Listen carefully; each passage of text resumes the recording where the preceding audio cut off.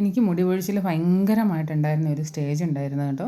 ആ സമയത്ത് എനിക്ക് മുടി കെട്ടാൻ ഭയങ്കരമായിട്ട് ബുദ്ധിമുട്ടായിരുന്നു. എങ്ങനെ കെട്ടിയാലും 2, 3 നൂല് താഴേക്ക് തൂങ്ങി കിടക്കുന്നൊരവസ്ഥ. ഞാൻ കുറേ ലെവൽ ചെയ്ത് വെട്ടും, വീണ്ടും അങ്ങനെയാകും. അങ്ങനെയാണ് ഞാൻ കുറച്ച് ഹെയർ പാക്കുകളും ഹെയർ ഓയിലുകളും ഒക്കെ ചെയ്തു തുടങ്ങിയത് കേട്ടോ.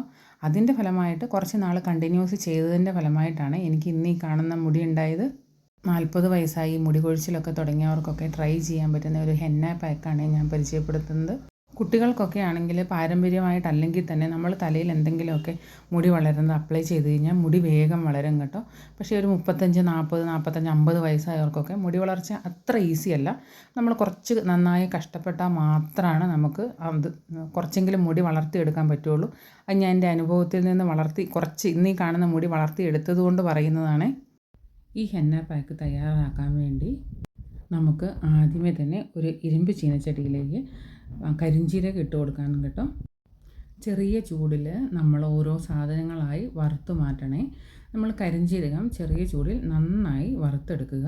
കരിഞ്ജീരകം മുടിയുടെ ആരോഗ്യത്തിന് വളരെ നല്ലതാണ് കേട്ടോ.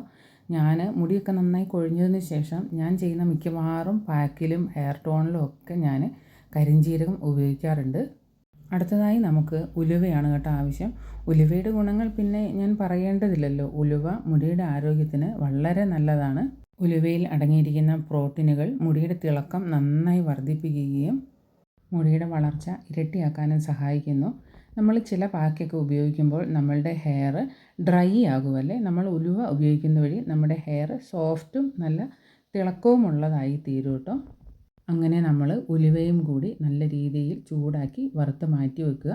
അടുത്തതായി നമുക്ക് തേയില തിളപ്പിച്ചെടുക്കണം.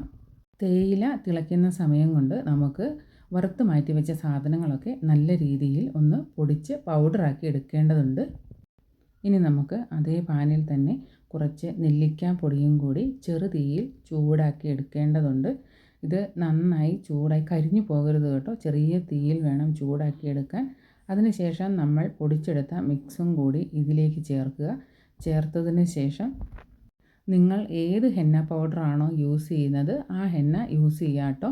ഞാൻ കടയിൽ നിന്ന് വാങ്ങുന്ന ഹെന്ന പൗഡറാണ് യൂസ് ചെയ്യുന്നത്. നിങ്ങളുടെ കയ്യിൽ ഫ്രഷ് ആയിട്ടുള്ള നിങ്ങൾ പൊടിച്ച് വെച്ചതുണ്ടെങ്കിൽ നിങ്ങൾക്ക് അത് യൂസ് ചെയ്യാം. അതായിരിക്കും ഏറ്റവും ബെസ്റ്റ്. നമ്മുടെ ഓരോരുത്തരുടെയും മുടിക്ക് ആവശ്യമായ ഹെന്ന പൗഡർ മാത്രം എടുത്താൽ മതി കേട്ടോ. നിങ്ങളുടെ ഹെയർ നല്ല ലോങ് ഹെയർ ആണെങ്കിൽ നിങ്ങൾക്ക് മിക്കവാറും ഒരു പാക്കറ്റ് തന്നെ ആവശ്യമായി വരും. എനിക്ക് വളരെ ഷോർട്ട് ഹെയർ ആയതുകൊണ്ട് ഇതിൻ്റെ പകുതി മതി.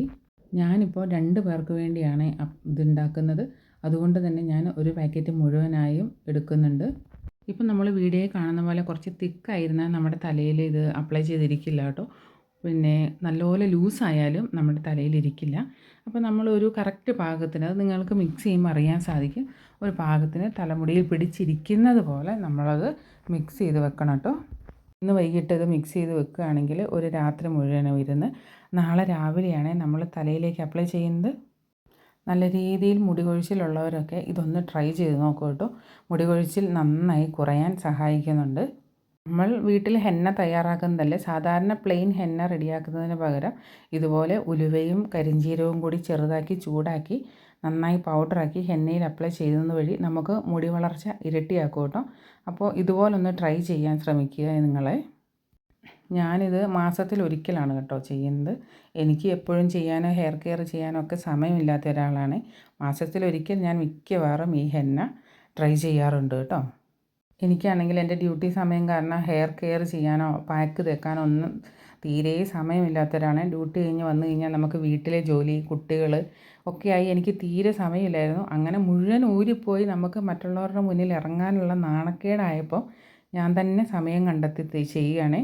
ഇത് ഞാൻ പിറ്റേന്ന് രാവിലെയാണ് കേട്ടോ. പിറ്റേന്ന് രാവിലെ ആയപ്പോഴത്തേക്കും നല്ല കറുപ്പ് നിറമായി കേട്ടോ. ഞാനപ്പോൾ അതിലേക്ക് 1 സ്പൂണ് കരിഞ്ജീരകം എണ്ണ, ഞാൻ വീട്ടിലുണ്ടാക്കിയ കരിഞ്ജീരകം എണ്ണ കൂടി ഉപയോഗിക്കുന്നുണ്ട് കേട്ടോ.